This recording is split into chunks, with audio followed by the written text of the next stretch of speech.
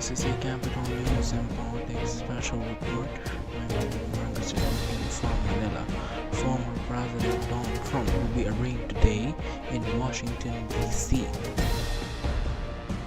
after his indictment on attempts to overturn the 2020 election. As you can see right now from the video feed we have from Reuters and Associated Press, supporters and against Trump are rallying in support or against the former president. Former President Trump is charged by 4 felony counts by the grand jury. The 4 was 1. Conspiracy to defraud the United States. The second is conspiracy to obstruct an official proceeding. The third is obstruction of and attempt to obstruct an official proceeding. And the fourth is conspiracy against rights. The former president's arraignment will begin at 4 in the afternoon Eastern Time. Former President Trump arrived in Washington, D.C. at 3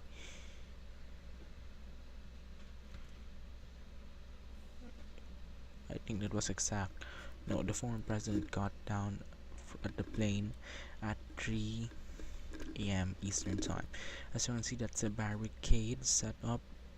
I think that is beside the courthouse where the former president will be arraigned.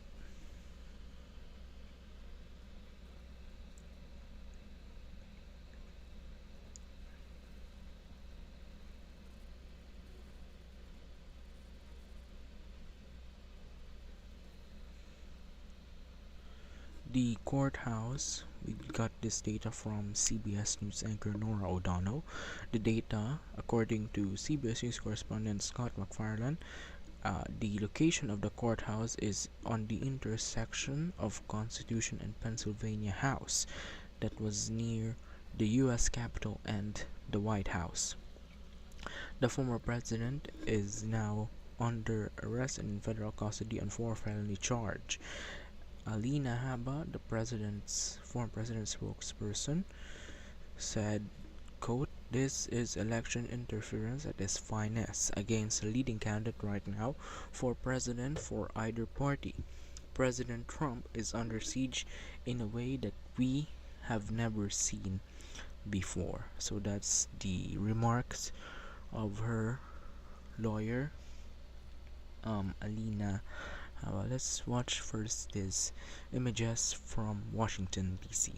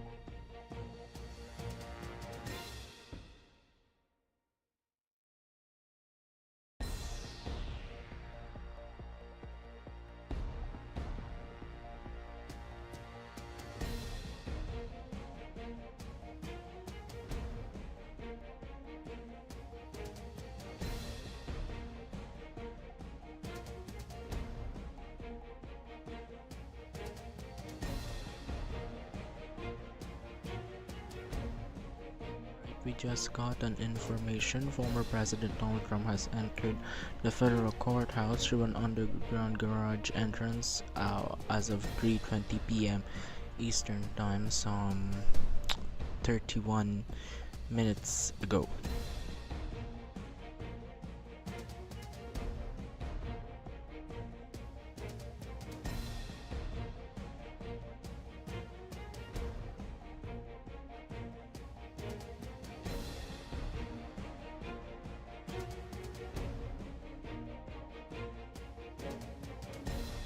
This indictment of the former president is the third. That is the third indictment of the former president. The first was I think that was the hush money payment. That was the first he has been indicted, the hush money case. The second was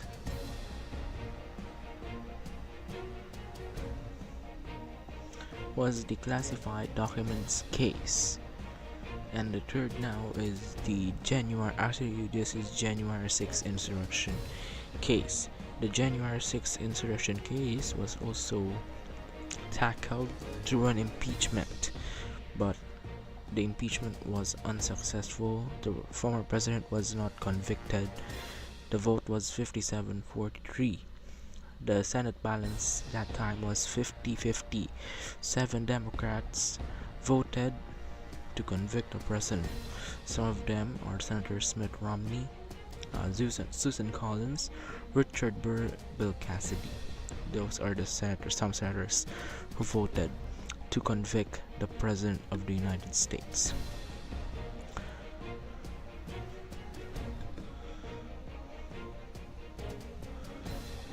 Actually, former President Trump, during the time of the January 6th,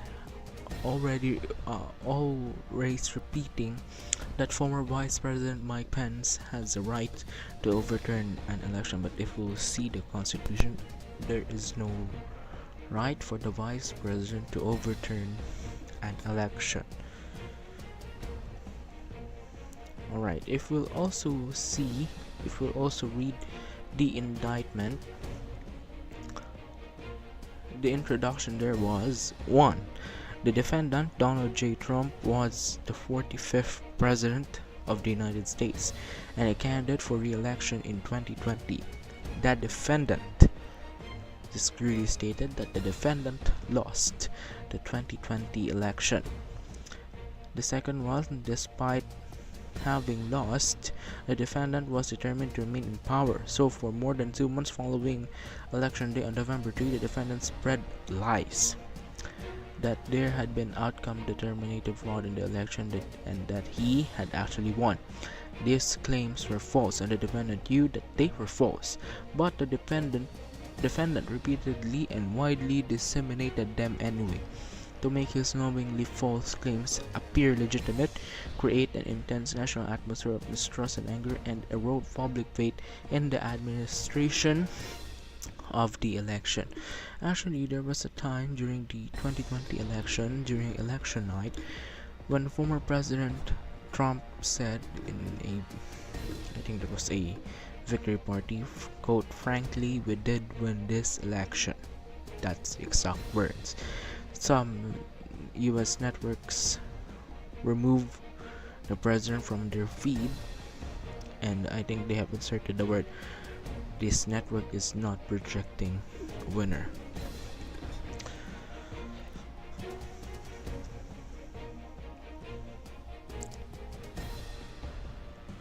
The former president, number 4 here, shortly after election day, the defendant also pursued unlawful means of discounting legitimate votes and subverting the election results. In so doing, the defendant perpetrated 3 criminal conspiracies: a conspiracy to defraud the United States by using dishonesty, fraud, and deceit to impair, obstruct, and defeat